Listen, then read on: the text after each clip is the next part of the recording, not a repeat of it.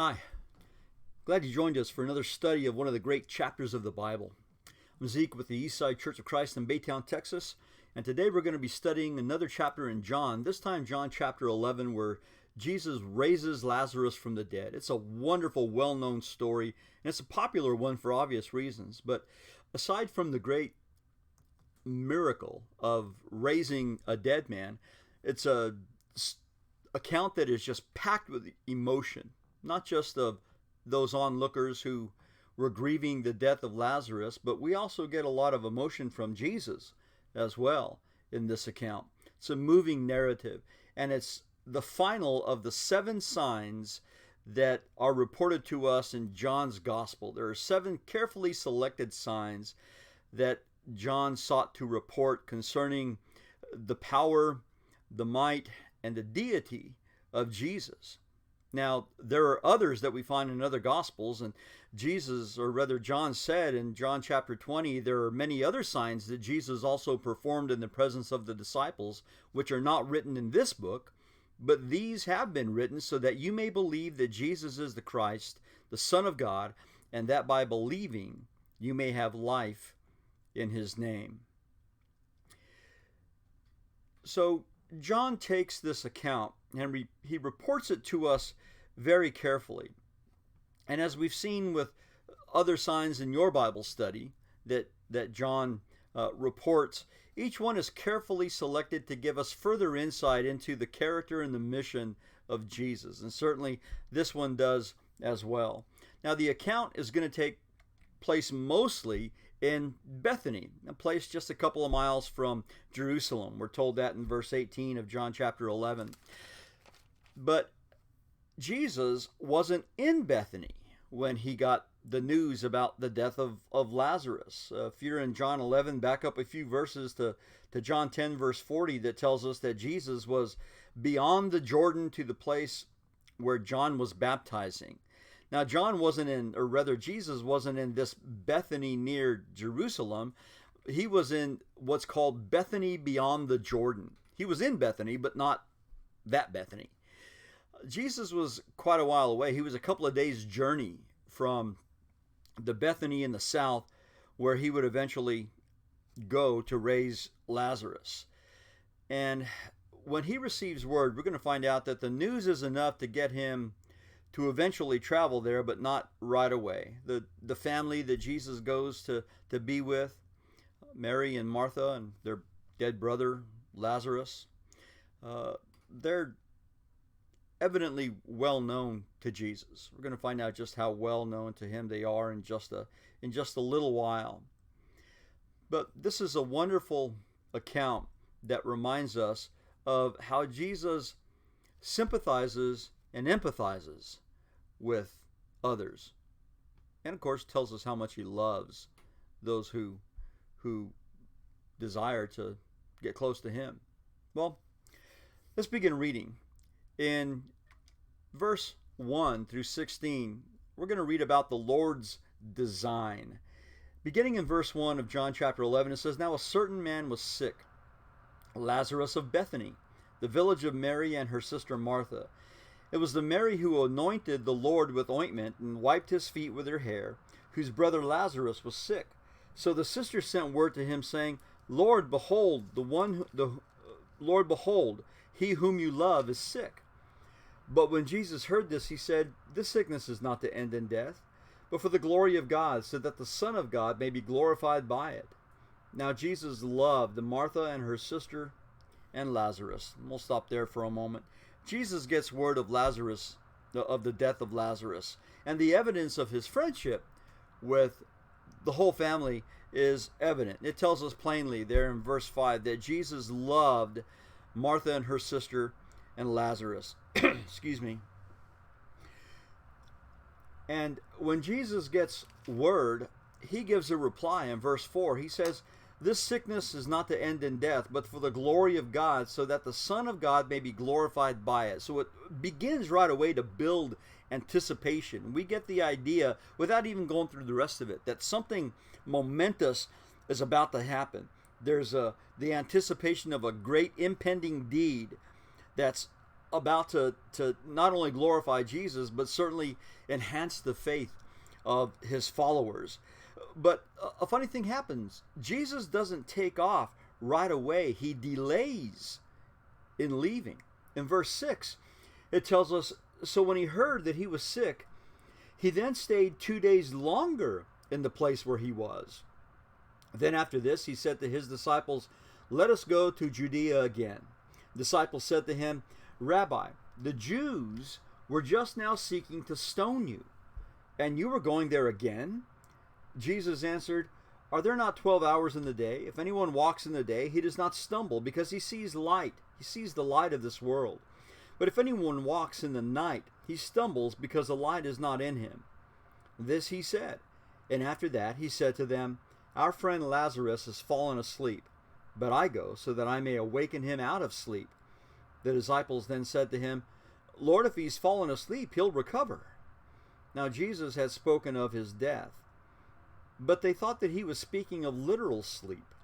So Jesus then said to them plainly, Lazarus is dead, and I'm glad for your sakes that I was not there, so that you may believe. But let us go to him. And therefore Thomas, who was called Didymus, said to his fellow disciples, let us go also, so that we may die with him. The Lord doesn't immediately set out for Bethany, but after 2 days, he suddenly announces, let's go to Judea. And of course, his disciples are understandably wary about this, because the end of John chapter 10 over verse 31 tells us that the Jews had tried to stone him. They picked up stones to stone him, but he slipped out of their murderous plot. And the disciples are aware of this. They know that if they go back to Judea, those people with bad feelings towards Jesus are still there. And Jesus gives a reply in verses 9 and 10 that's a lot like the reply he had given in John chapter 9, where he said that they must work the works of him who sent him while it is still day. Night is coming when no man can work, Jesus said at the beginning verses of John chapter 9. Of course, the idea is that Jesus has work to do, and he's going to make sure that the work and the will of his Father gets done. And so we see that Jesus responds here with determination, with purpose. But he also tells them he's going to do this so that they may believe. He says, I was glad that I wasn't there when it happened, but let's go to him so that you may believe.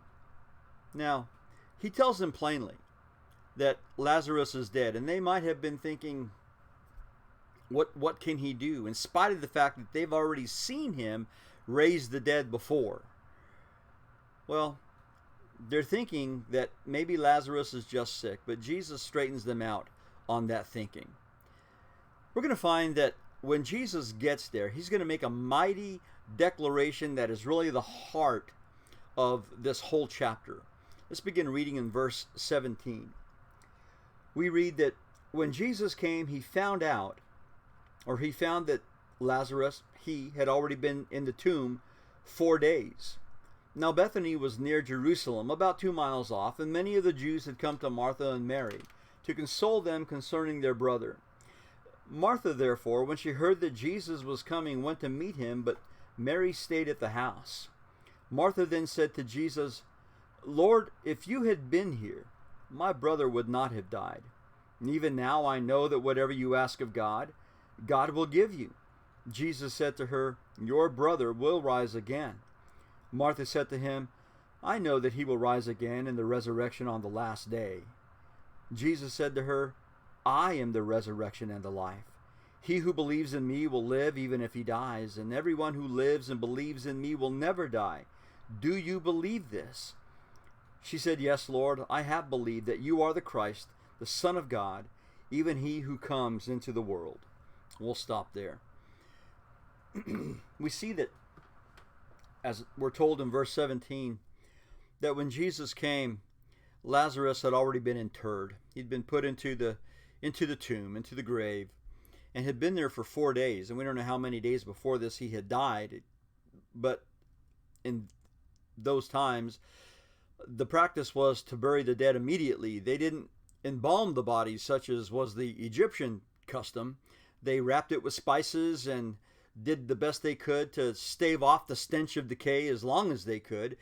But they basically just wrapped it in a shroud or in some strips of cloth and stuck it in the tomb.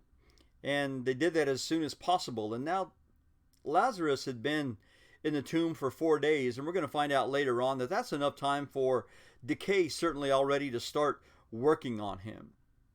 And when he gets to the place where Martha comes out to meet him, even though she's being consoled by others, she tells him, "Lord, if you had been here, my brother would not have died." Now, maybe she believed that Jesus was powerful enough to heal him and keep him from death, but maybe this is a telling statement that insinuates that she didn't yet believe that Jesus could raise him from the dead. I don't know if that's what she thought or not. In verse 22, she says, "Even now I know that whatever you ask of God, God will give you."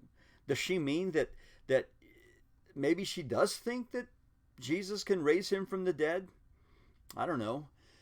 But it kind of reminds me of the words of a grieving father in Mark 9 and verse 24. That grieving father whose son had been possessed cruelly by an evil spirit told Jesus, "I do believe, help my unbelief." And this to me has the same kind of tone to it. Even now she says, "I know that God will do anything." And she's grasping for a way to believe that somehow, some way, everything is still going to turn out okay. But whatever she means, it's obvious that she's struggling with the death of her brother. And Jesus tells her in verse 23, "Your brother will rise again." And of course, her reply to that is, "Yeah, I know there's a resurrection coming at the last day." And although the implication is that she believed that he would rise in that resurrection, that was still in the great beyond. Maybe she didn't believe that there was a resurrection for her brother in the immediate future, right now.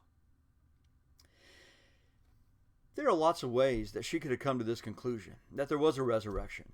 There's several Old Testament passages that point to life after death. Job 19 verses 25 through 26, Isaiah 26:19, Psalm 49:15, Psalm 71:20, Psalm 16 10 through 11, Daniel 12, chapter 2, sprinkling of passages throughout the Old Testament that indicate that there would be life beyond death, maybe even a resurrection. The resurrection here that Martha evidently believed in.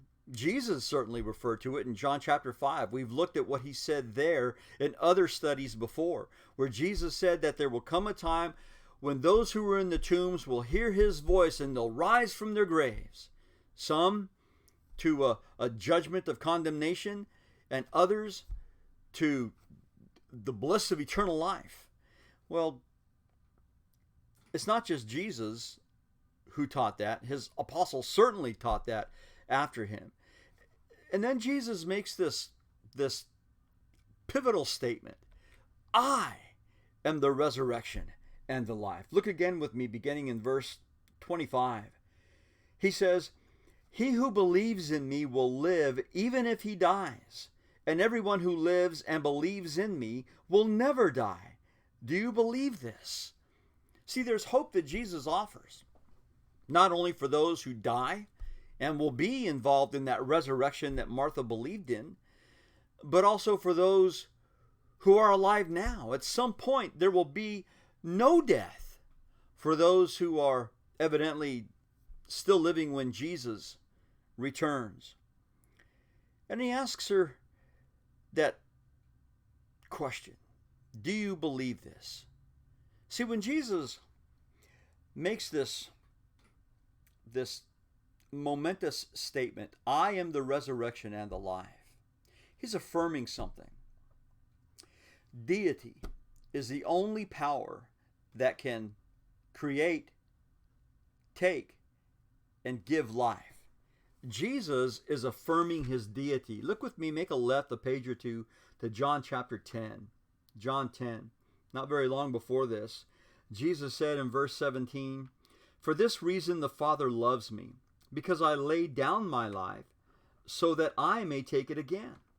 No one has taken it from me, but I lay it down on my own initiative. I have authority to lay it down, and I have authority to take it up again.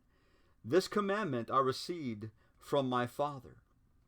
I can't help but think that the implication of what Jesus said there, I have authority over life, is part of what Jesus means here when he says, I am the resurrection and the life. Jesus is boldly reaffirming his deity. And Martha says in verse 27, "Yes, Lord, I have believed that you are the Christ, the Son of God, even he who comes into the world." When Jesus asks her, "Do you believe this?" she replies to him in the only way that she can, I know who you are.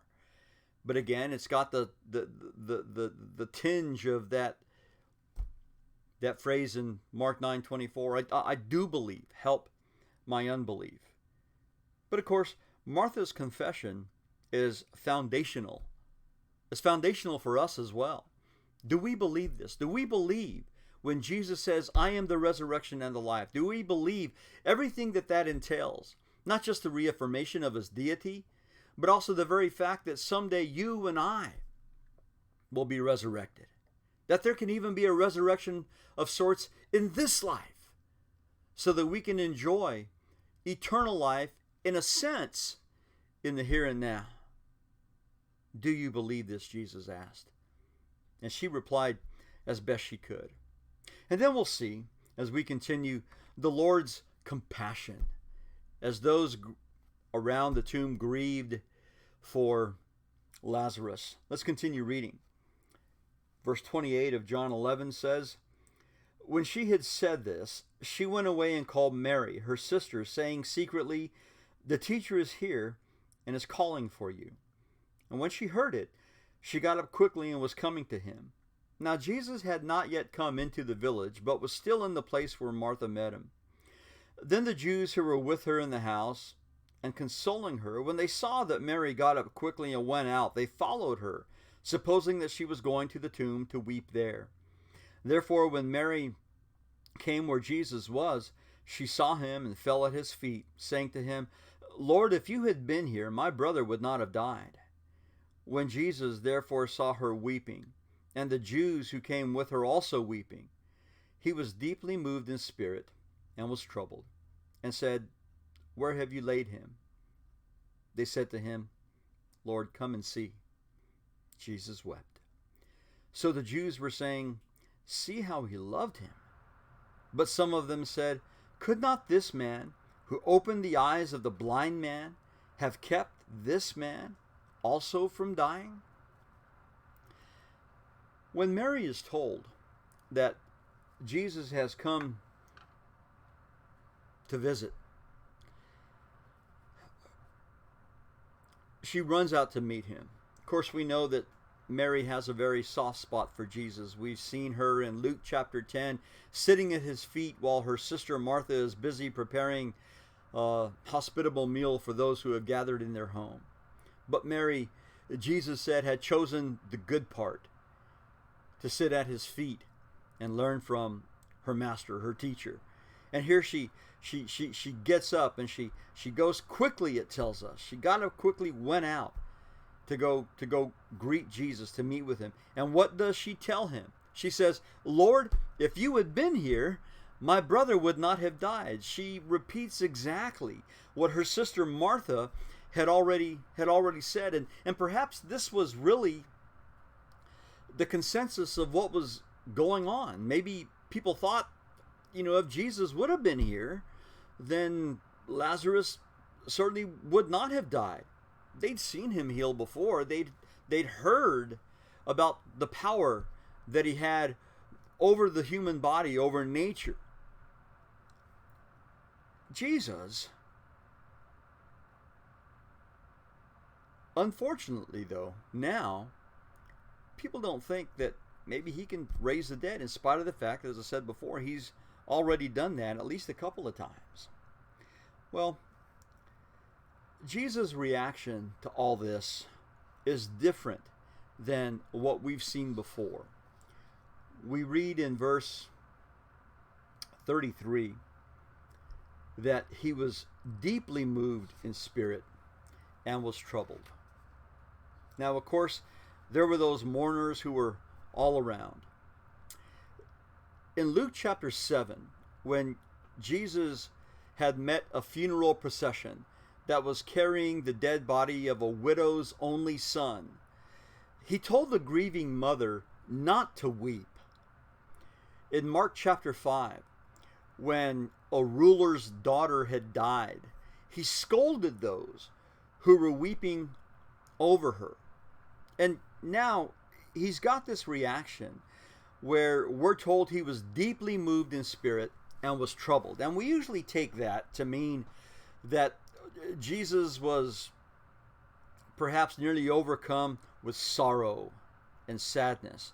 But that's not really what this word means. The Greek word for deeply moved means something like to snort, as if with anger or indignation. In fact, this word appears in other places, among them Mark chapter 9 verse 30, Mark 1:43, Mark 14 verse 5, and it expresses a disgust and anger and indignation at what's going on.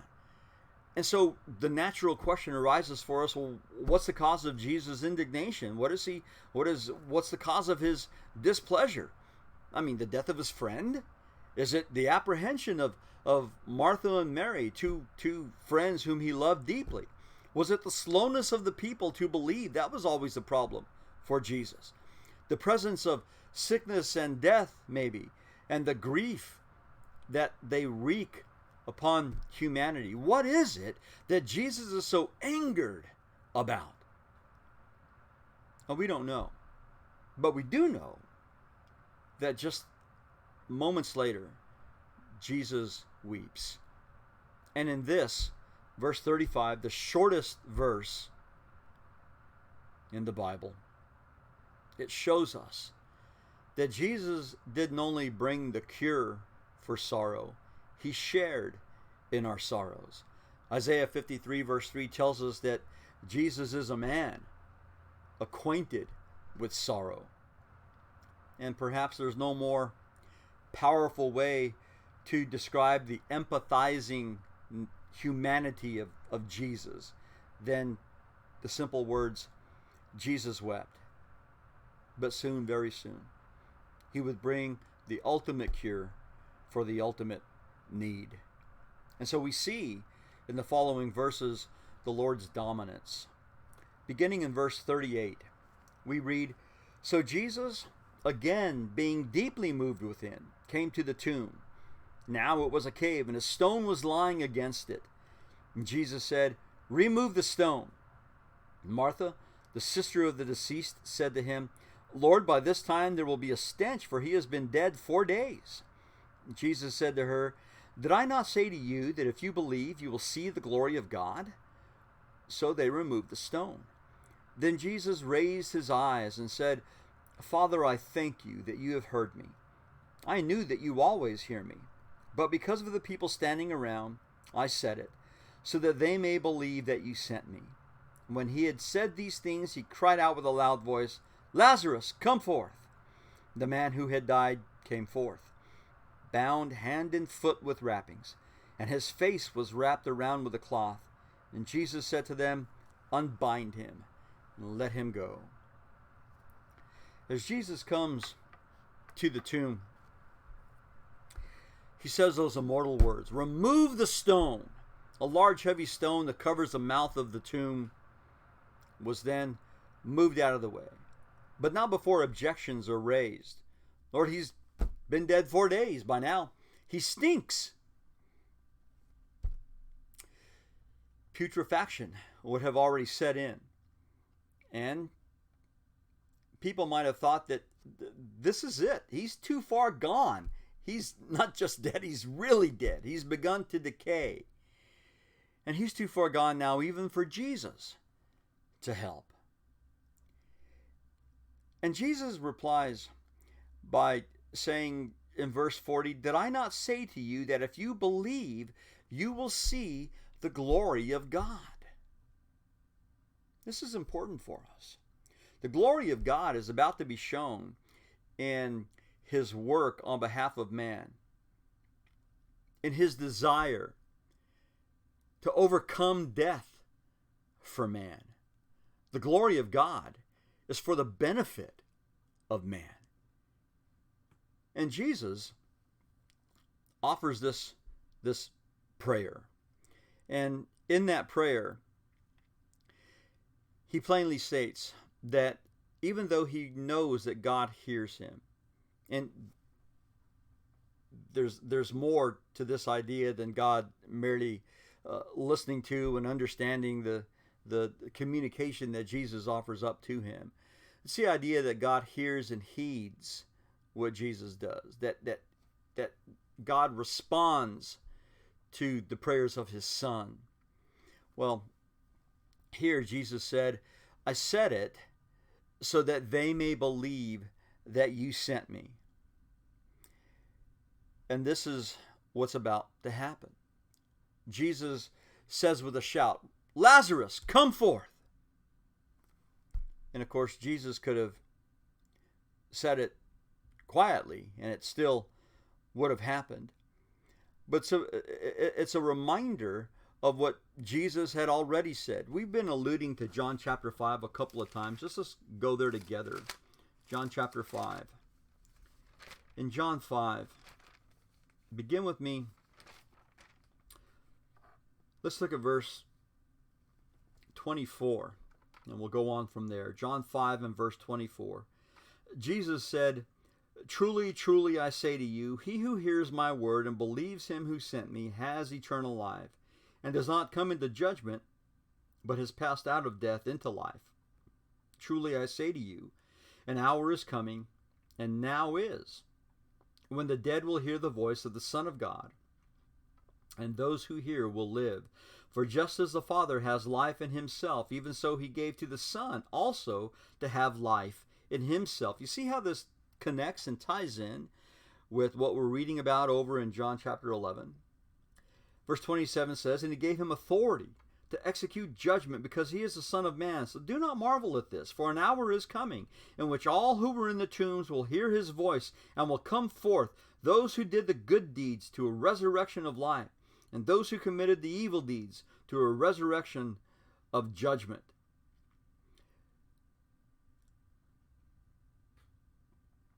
Jesus says that at the sound of his voice someday, everyone is going to come forth, and then they're going to get their sentence handed down to them. Jesus gives a kind of a glimpse of that when he shouted, "Lazarus, come forth!" And it tells us that the man who died in verse 44 came forth, bound hand and foot. And what does Jesus say? "Unbind him, let him go." Now, Jesus said that to the people who were standing around so that they could literally loosen the wrappings that were around him. But I think there's also something here that speaks to death itself. Unbind him, let him go. Jesus came so that we could not have the fear of death, so that we could be loosed from its grip. In fact, we're told that over in Hebrews chapter 2. If you'll go there with me, Hebrews 2. Hebrews 2 reminds us that this is precisely why Jesus came. In Hebrews chapter 2, let's begin, in verse 9. We see him who was made for a little while lower than the angels, namely Jesus, because of the suffering of death, crowned with glory and honor, so that by the grace of God he might taste death for everyone. For it was fitting for him, for whom are all things, and through him are all things, in bringing many sons to glory, to perfect the author of their salvation through sufferings.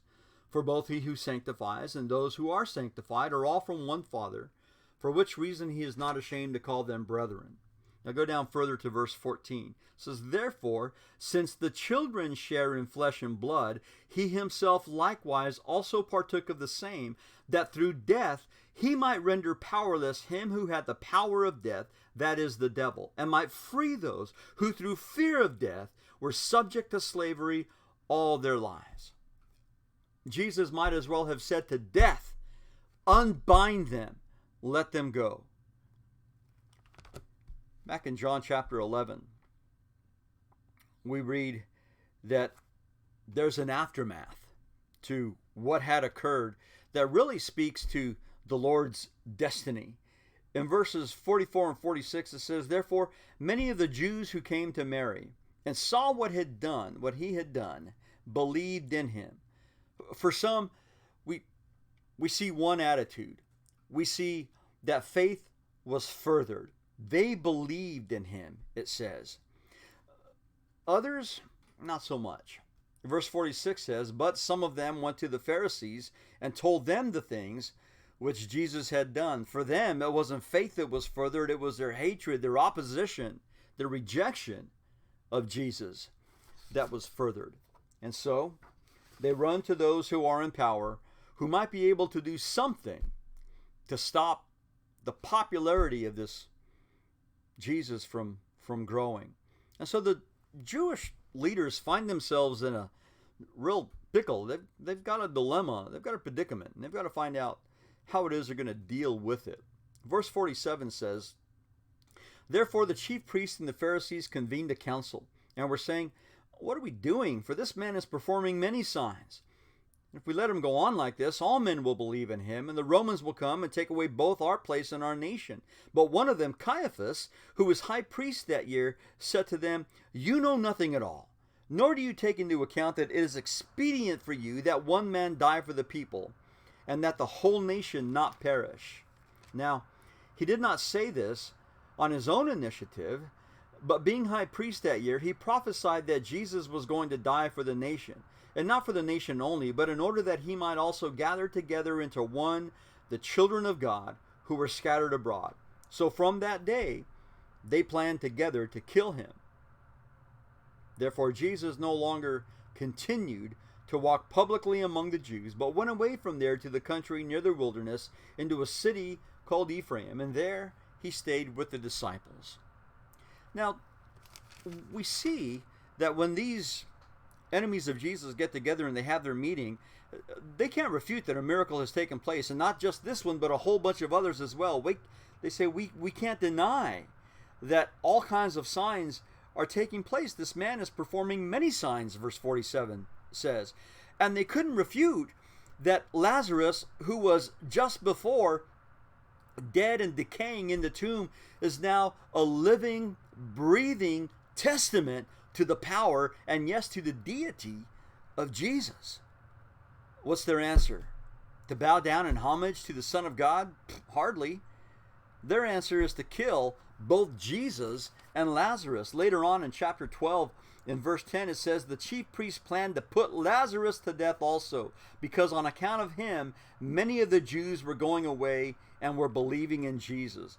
Can you imagine a man brought back to life, and instead of pointing to the power and the majesty, to the deity of the very Son of God, the Messiah walking on earth, their answer is to kill them both, Jesus and Lazarus. And of course, Caiaphas' solution, although unknown to him, was really part of God's plan. He says, don't you know that it's better that one man die for the nation than the whole nation to perish? Of course, we know what he's afraid of. He's afraid of losing their place, their power. And they enjoyed occupying a position of some power. Well, if they gave that all up to Jesus, then it's all over for them. And if they started to really worship Jesus as king, well, they're afraid of the treasonous charges that could have been brought against them by Rome. But little did he know that really it was for all, not just the nation, but for all men, that Jesus would die. Just not in the way that they think. And the killing of Jesus that they accomplished later on isn't going to be enough to prevent the Romans from taking away their place in their nation. In fact, they did that in AD 70. They came and completely destroyed not only the city of Jerusalem, but their beloved temple as well. And in fact, Jesus had foretold in Luke chapter 19 and verses 41 through 44 that it would occur exactly because of their rejection of him. So there's a lot going on in this great chapter. Jesus removed the stone from a grave, brought forth a man in a promise of what he'll do for all of us one day. And without him, there is no resurrection, either now or later. We can be raised to a newness of life in this life, Paul tells us in Romans 6, so that we can enjoy the true resurrection into eternal life later on. And as we are raised to walk in newness of life in this life, we need to take off the grave clothes, the vestiges of our prior life, and truly walk in that newness of life. What a great chapter, and we've only begun to scratch the surface of all that there is, but I hope you'll find the opportunity to study it further. Thanks for joining us today. Appreciate it. God bless you.